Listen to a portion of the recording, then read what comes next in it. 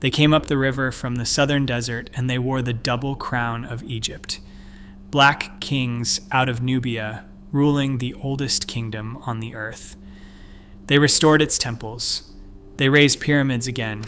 They commanded the Nile from the Mediterranean coast all the way back to the deserts of their home. And then, inside a single human lifetime, they were gone from the throne. The story is almost always told as a vanishing. They rose, they ruled, they disappeared. But that telling hides two things. The reason they fell was not the one anyone expects, and the deeper question, whether they vanished at all, was never carved into any temple wall. It was waiting in their bones. There are two witnesses left who can tell us what truly happened to the Black Pharaohs: the stones and the genome. Only one of them knows the whole story. For most of its long history, Egypt looked down on the land to its south. Nubia was a frontier, a source of gold and soldiers and slaves, a colonial backwater the pharaohs raided and taxed and rarely respected. The people there were subjects, never masters. And then the order of the world turned over. The kings of Kush, rising from the Nubian stretch of the Nile in what is now Sudan, grew strong while Egypt to the north fell into pieces. Their power gathered around a single sacred place. At Napata, beneath a flat-topped mountain the Egyptians themselves had once called holy, the mountain we now know as Jebel Barkal, the Kushite kings built their seat and drew their authority from the god Amun. Then one of them marched north. Around 728 BCE, a king named Pae led his army down the river into Egypt itself. He did not come as a raider, he came as a conqueror, and he framed the whole campaign as a holy mission, a calling from Amun to restore proper worship to a kingdom that had lost its way.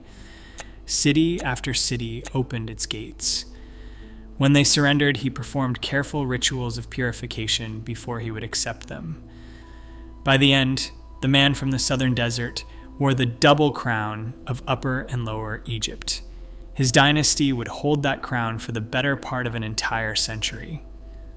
What followed was not a foreign occupation in the way you might imagine it. The Kushite kings did not tear Egypt down. They revered it. They saw themselves as the rightful heirs of its oldest traditions, the guardians of a heritage the northern dynasties had allowed to decay. They restored crumbling temples. They reopened ancient texts. They patronized the old arts and the old gods. And above all, they brought back the pyramid, a form Egypt itself had abandoned more than 800 years before. They built them by the score, both in Egypt and in their homeland to the south. Here is the detail that should stop you. There are more pyramids standing in the deserts of Sudan today than in all of Egypt. The land everyone remembers for its pyramids was outbuilt by the land almost nobody remembers at all. The dynasty reached its height under a king named Taharka.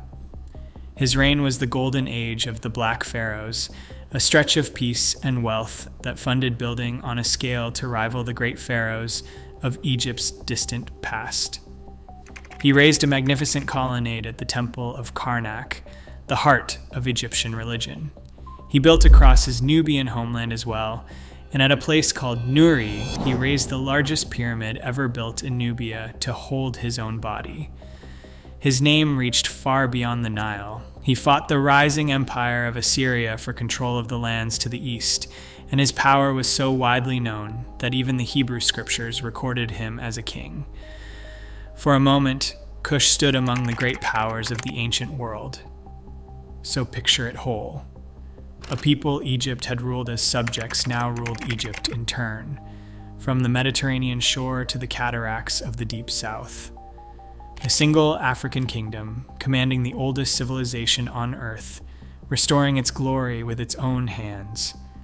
A dynasty this powerful, this secure, this proud, should have left behind a clear and obvious reason for its fall. It did not. And every reason that seems obvious turns out to be wrong. So, why did they fall? Ask the question and the answers come quickly. almost too quickly, because they are the answers we reach for whenever a great power disappears. Let us take them one at a time, because each one sounds reasonable and each one is wrong. The first is decline. The idea that the dynasty simply grew old and tired, that the energy which carried Pi north drained away over the generations until the Black Pharaohs were too weak to hold what they had taken. It is a familiar story. Empires rise, empires soften, empires fade. But it does not fit what we see. The dynasty was not fading in its final years. It was building. Taharqa was raising monuments across two lands, projecting power into the east, fighting for territory far beyond his borders. This was not a dynasty running out of strength. It was a dynasty at the height of it. Whatever ended them, it was not old age. The second answer is rebellion. The idea that Egypt itself rose up and threw off its foreign masters, that the people of the north could not abide black kings from the southern desert, and finally cast them out. This is the answer that feels almost inevitable to a modern ear. Surely a conquered people resented the conquerors. Surely the end came from within. But the evidence does not support it. There was no great popular uprising that toppled the Black Pharaohs, no Egyptian revolt that drove them back down the river. The Kushite kings had spent a century presenting themselves not as foreign occupiers, but as the restorers of Egypt's own traditions, the guardians of its gods. They had woven themselves into the country they ruled. The blow that ended them did not rise up from beneath. It came down from somewhere else entirely. And here is the third answer, the quietest and the most seductive. That they simply faded. That the Black Pharaohs dissolved into the long blur of Egyptian history the way so many dynasties did, one line giving way to the next without any single dramatic turn. It is the kind of ending that asks no hard questions, no villain, no catastrophe, just the slow tide of time washing one set of rulers out and another in. And it is wrong, too. Because the end of the Black Pharaohs in Egypt was not slow, and it was not quiet. It was sudden, and it was violent, and it has a date. Hold on to that, because it is the first crack in the story everyone tells. The Black Pharaohs did not grow weak. They were not overthrown by the people they ruled. They did not gently fade. Something broke them. Something powerful enough to drive a dynasty at the peak of its strength off the throne of the oldest kingdom on earth in the space of a few short years. And it was not Egyptian at all. The threat came from the east, from beyond the deserts and the rivers that had always marked the edge of Egypt's world. A power was rising in the lands of Mesopotamia, a war machine unlike anything the Nile had faced before, hungry for everything Egypt was and everything Egypt held. The Black Pharaohs would meet it on the battlefield more than once. And the thing that decided those battles, the edge that broke the kings of Kush, was not their courage, and not their numbers, and not their gods. It was a single material, something so ordinary, so easy to overlook, that the whole turning of history hung on it without anyone at the time fully understanding why. It came down, in the end, to metal. The power rising in the east was Assyria, and it was unlike anything Egypt had ever faced. The Assyrians had built the first true military empire of the ancient world, a state organized around conquest, its armies disciplined, professional, relentless. They wanted Egypt. They wanted its wealth and its grain and its place at the center of the world. And again, the Black Pharaohs marched out to stop them. The wars were long and they were brutal. In the year 671 before the Common Era, the Assyrian king Esarhaddon broke into Egypt and defeated Taharqa in the field. The Black Pharaoh fled south, and the Assyrians carried off his own son, the crown prince, a boy named Ushan-Huru, dragged back east as a prisoner. Taharqa returned and fought again. His successor, Tantamani, fought again after him. The kings of Kush did not surrender their throne. They were torn from it, battle by battle, over more than a decade. And here is the question that matters. How? How did a dynasty at the height of its strength, commanding the wealth of Egypt and the manpower of two lands, lose to an enemy from beyond the deserts? The answer is the thing nobody expects. It was not courage. The Kushites were famous fighters. It was not numbers. It came down to metal. The Assyrian army carried weapons of iron. The armies of Egypt and Kush still fought largely with bronze, and iron, worked properly, is the harder, the sharper, the deadlier of the two. When those two forces met, the older metal gave way to the newer one. The Egyptian and Kushite line crumbled before a better armed enemy, blade against blade, and the difference told. But follow it one step deeper, because the real cause is stranger still. Why did Assyria have so much iron and Egypt so little? The answer is wood. Smelting iron in the ancient world demanded enormous quantities of charcoal, and charcoal demands timber, forest, fuel burned by the ton. Assyria had it. Egypt did not. The land of the Nile, for all its gold and all its grain, suffered a chronic shortage of timber, and so it could never feed the furnaces the way its rival could. The empire of the river was simply outproduced in metal by a land with more trees. Sit with that. The throne of the oldest kingdom on earth turned, in the end, on something as ordinary as firewood. The Black Pharaohs were not beaten by a greater god or a greater king. They were beaten by iron, and the iron was born of wood. The final blow came in the year 663 before the Common Era. The Assyrian king Ashurbanipal drove south and fell upon the ancient city of Thebes, the sacred heart of Egypt itself. The city was taken and plundered without mercy. The Assyrians themselves recorded it, boasting that they smashed it as if by a flood storm, carrying away its gold and silver and its people into captivity. Tantamani, the last of the Black Pharaohs to hold Egypt, had already fled south to Nubia. He never came back. Within a single decade, no Kushite king would ever sit on the throne of Egypt again. So that is why they vanished from Egypt. Not decline, not rebellion, not a quiet fading, but a war machine from the east, and a blade their own smiths could not match. You can read all of it, carved in stone, written in the annals of the conquerors. But the stones answer only the first question. To learn what happened to the people, you have to read the genome. There is an assumption buried in the way we tell this story, and it needs to be dragged into the light. The Black Pharaohs are often imagined as outsiders in the fullest sense, a foreign people, racially alien to Egypt, who swept in from elsewhere, sat on a throne that was never theirs, and then disappeared back into the dark when their century was done. Strangers who arrived and strangers who left.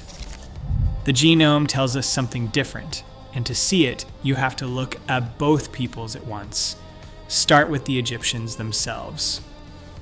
For a long time, the question of who the ancient Egyptians actually were could not be answered with certainty, because their DNA had never been read. Then it was.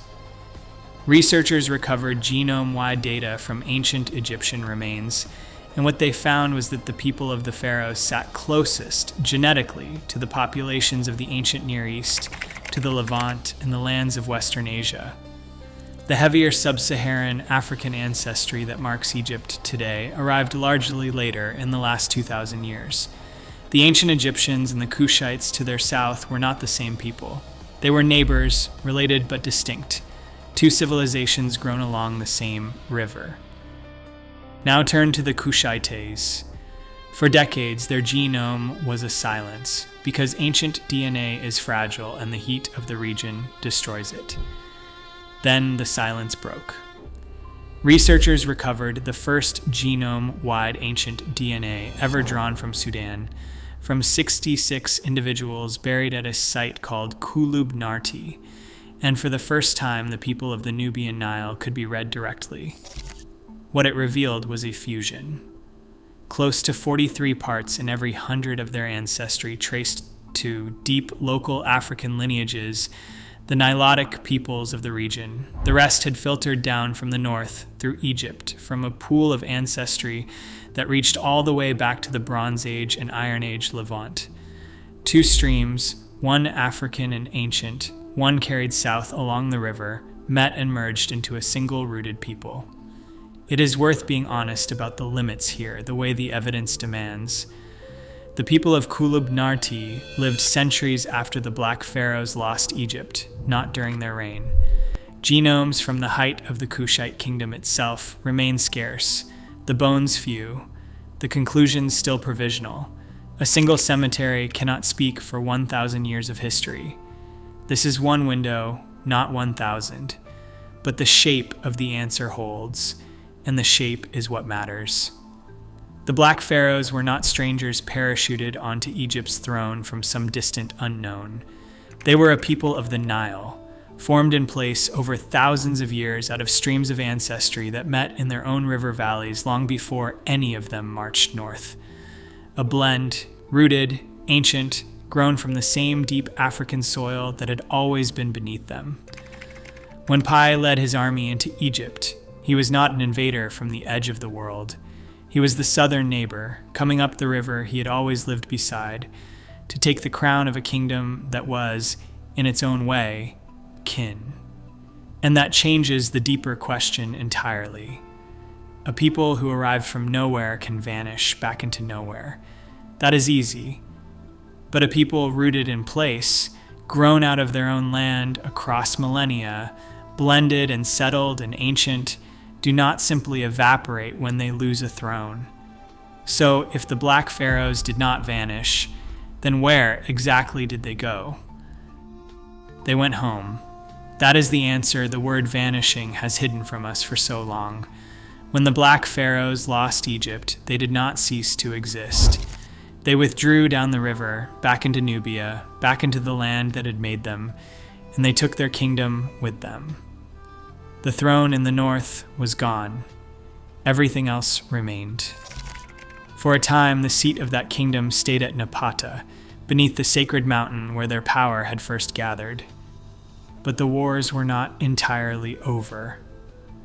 Around 590 years before the Common Era, an Egyptian pharaoh named Psammetichus II drove south and sacked Napata itself. And here the kings of Kush did something that tells you everything about how deep their roots ran. They did not break. They moved. They carried the center of their world further south still, deep into the African interior, to a city called Meroë, far beyond the reach of any Egyptian army. And there, safe in the heart of the continent, the kingdom did not merely survive, it flourished. What followed is one of the great untold chapters of the ancient world. For nearly another 1,000 years, the kingdom of Kush ruled from Meroë, and it became something gloriously its own. These were the same people, the same royal line that had once worn the double crown, and now, freed from Egypt entirely, they let their own character bloom. They developed their own writing, an alphabet of their own design, setting aside the Egyptian hieroglyphs they had used for centuries. They became a power in iron, the very metal that had once broken them, building furnaces and working it on a scale that left great mounds of slag still visible in the desert today. They raised pyramids of their own, steeper and narrower than the Egyptian kind, by the dozen and the score, and in a custom that set them apart from almost every kingdom of their age, they were ruled again and again by powerful queens, the women the ancient world remembered as the Kandakes. Understand what this means. The Black Pharaohs did not lose their civilization at Thebes. They lost a single crown. The thing itself, the people and their kings and their gods and their way of life, walked south and carried on for a span of time longer than most empires ever managed to exist at all. The same dynasty that had ruled Egypt for a century went on to rule its own homeland for 10 centuries more. And yet, this is the part the world forgot. In our memory, the story of Cush ends the moment it stops touching Egypt. The Black Pharaohs are remembered, if at all, as a strange interruption in someone else's history, a footnote in the long chronicle of the North. The 1,000 years they spent building, writing, smelting, and burying their queens in the deep desert simply fell out of the story, eclipsed by the shadow of the kingdom they had briefly held and lost. A civilization that outlasted its famous neighbor by centuries became the one that nobody remembers. So hold the two halves of the truth together. The cities of Egypt fell from their hands, taken by iron and fire, and that much is real. But the people did not die with the throne. They turned around and went home, and home outlived everything. The Black Pharaohs were never erased from history. They simply stepped out of the part of history we bothered to keep. And even Meroë, in the end, would not be the end of them. So how did it end at last? Even Meroë, after 1,000 years, fell silent. But here too, the story refuses to be the catastrophe we expect. There was no single day the kingdom died, no final battle that ended everything. There was a slow fading, the same patient unwinding that ends most things in this world, and it came from several directions at once. The first pressure was trade. Meroë had grown rich selling the luxuries of inner Africa, gold and ivory and exotic goods, much of it flowing north into the Roman world. But as the centuries turned and Rome itself weakened and contracted, the demand for those goods withered, and the wealth that had fed the city began to thin. The second pressure was a rival. To the southeast, a new power was rising, the kingdom of Aksum, perfectly placed on the Red Sea trade routes, and it slowly drew the commerce of the region away from Meroë and toward itself. The kingdom that had once been the great crossroads of the south found itself going quiet, and then there was the land itself. Here the old theme returns, the one that broke them the first time. Meroë lived by iron, and iron demanded charcoal, and charcoal demanded wood, and so for centuries the people had cut and burned the timber around their city to feed the furnaces. They overgrazed their fields. They worked the soil until it tired. The very industry that made them strong was quietly exhausting the ground beneath them. By the time the end came, Meroë was already weakening from within, its land depleted, its trade fading, its strength running down. The final blow, when it fell, was almost an afterthought. Around the year 350 CE, the king of Aksum, a ruler named Azira, marched on Meroë and sacked a city that was already dying. The kingdom of Cush, which had begun before the pyramids of its neighbors were old, came to its formal end. The royal line that had once worn the double crown of Egypt finally laid down its power for good. But listen carefully, because this is the heart of it. Even now, even here, this was not extinction. The people of Cush did not vanish when Meroë fell. They did what their ancestors had always done. They carried on. They dissolved into the kingdoms that rose after them across Nubia, the Christian states the world would later call Nobatia, Makuria, and Alodia. They became the Nubians and the Sudanese, who live along that same stretch of river to this day. And the genome confirms what the history only suggests. That blended ancestry, the deep African line fused with the strand that came down through Egypt, was never erased. It was passed on. It is still being passed on. The Black Pharaohs were not wiped from the earth. They were absorbed back into the land that had made them in the first place. So bring the two witnesses together at last, the stones and the genome, and hear them agree. The stones tell us the black pharaohs were driven out of Egypt, beaten in battle, their cities burned, their throne taken by an empire from the east. That much is true, and it is written plainly. But the genome tells us the other half, the half the stones could never know. It tells us that for all they lost, these people were never wiped out. The crown was taken from them. The bloodline never broke. The black pharaohs are remembered as a vanishing. Kings who rose from the southern desert wore the crown of the oldest kingdom on earth and then disappeared. But the history and the genome together tell a different story. They did not fall to Egypt. They fell to iron carried by an empire of forests, beaten by a metal their own land could not make. And they did not vanish at all. They were a rooted people of the Nile who lost a throne and kept a civilization, who turned and walked south and endured for 1,000 years more, who never once left the bloodline of the river that made them. They were never strangers who arrived in Egypt, and they never truly left the world. The crown was lost. The people were not. The throne fell silent long ago, but the line that sat upon it runs on.